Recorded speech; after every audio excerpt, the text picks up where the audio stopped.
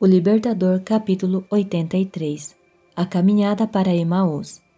No dia da ressurreição, no fim da tarde, 2 discípulos estavam a caminho de Emaús, uma pequena cidade a 12 quilômetros de Jerusalém. Esses discípulos tinham vindo para comemorar a Páscoa e ficaram perplexos demais com os eventos ocorridos. Voltando para casa, conversavam sobre as cenas do julgamento e da crucifixão. Nunca antes estiveram tão completamente desanimados.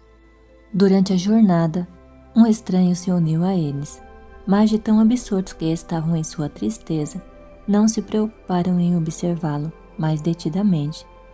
Eles continuaram a expressar seus pensamentos e a discutir as lições que Cristo havia ministrado, as quais pareciam incapazes de compreender. Jesus desejava confortá-los. Ele entendia as ideias contraditórias que os deixaram confusos e pensativos. Poderia aquele homem que permitiu ser tão humilhado ser o Cristo?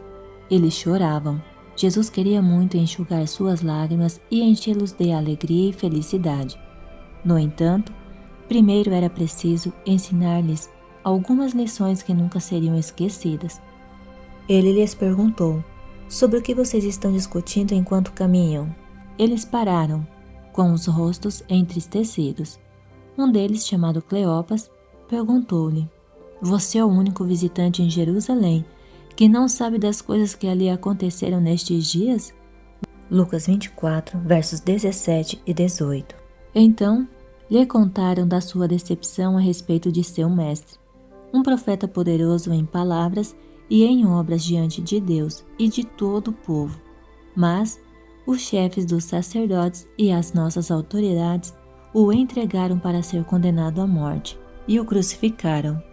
Com lábios trêmulos acrescentaram: nós esperávamos que era ele que ia trazer a redenção a Israel, e hoje é o 3º dia desde que tudo isso aconteceu. Versos 19 a 21. O mais estranho é que eles não se lembravam das palavras de Cristo, nem compreendiam o que ele havia predito, que ressuscitaria no 3º dia. Os sacerdotes e líderes religiosos não esqueceram. Sem ser reconhecido, Jesus explica as Escrituras. Ele lhes disse: como vocês custam a entender e como demoram a crer em tudo que os profetas falaram. Não devia o Cristo sofrer essas coisas para entrar na sua glória? Versos 25 e 26. Quem seria esse para falar com tal sinceridade e simpatia? Pela primeira vez, começaram a ter esperança. Várias vezes, olharam para o seu acompanhante, achando que as palavras dele eram exatamente as que Cristo teria falado. Começando por Moisés, o início da história bíblica, Cristo explicou as coisas concernentes a ele próprio em todas as Escrituras. Se ele tivesse se revelado logo de início, eles não teriam desejado nada mais.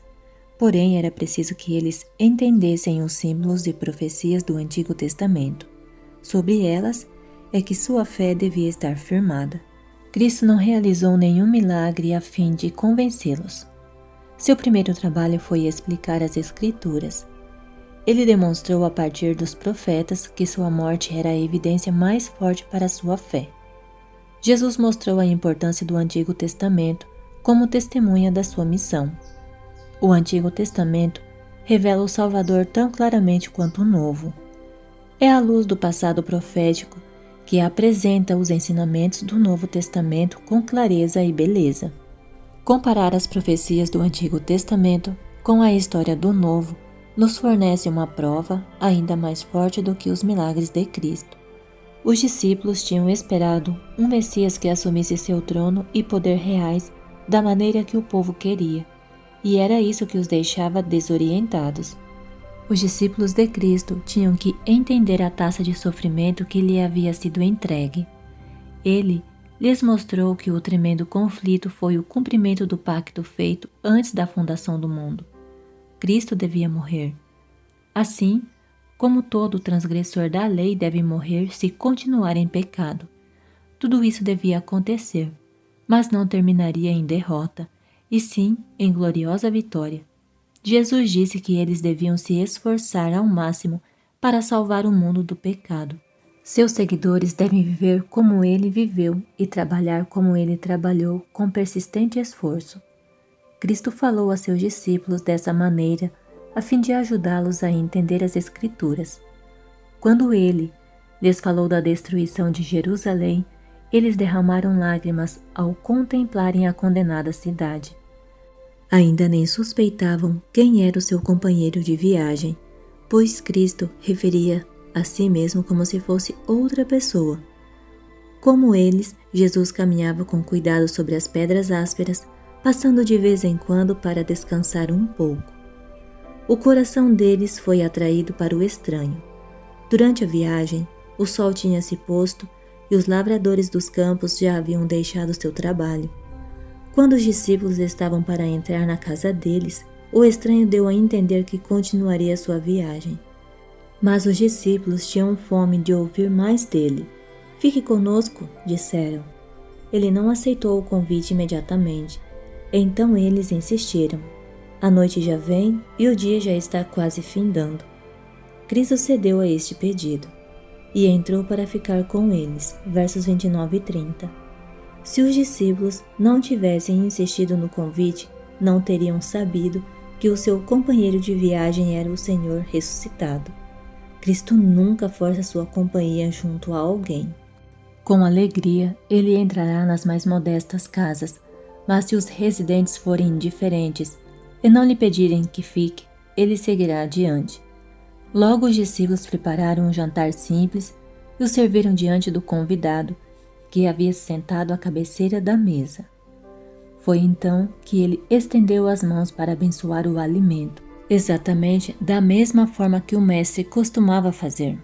Os discípulos ficaram atônitos, olharam de novo e viram as marcas dos pregos em suas mãos. Os dois exclamaram: "É o Senhor Jesus!" Eles se levantaram para se prostrar a seus pés, mas ele desapareceu. Olharam para o lugar que tinha sido ocupado por aquele cujo corpo tinha estado recentemente na sepultura e disseram um para o outro: "Não estavam ardendo os nossos corações dentro de nós enquanto ele nos falava no caminho e nos expunha as Escrituras?" Verso 32. Com essa grande notícia para dar, seu cansaço e fome desapareceram. Eles deixaram o jantar sobre a mesa, intacto, e saíram correndo pelo mesmo caminho pelo qual vieram, para levar as novas aos discípulos na cidade. Subiram as encostas íngremes, escorregaram nas rochas lisas, pois queriam ir o mais rápido que podiam ousar. Perderam-se pelo caminho, mas se acharam novamente, algumas vezes correndo, outras tropeçando. Eles foram depressa, e seu companheiro invisível ao lado deles por todo o caminho. A noite estava escura, mas o sol da justiça brilhava sobre eles. Era como se estivessem em um mundo novo. Cristo ressuscitou, diziam eles, repetidas vezes. Precisavam contar, para os que estavam tristes, a maravilhosa história da caminhada para Emaús. Tinham que falar daquele que se unira a eles ao longo do caminho.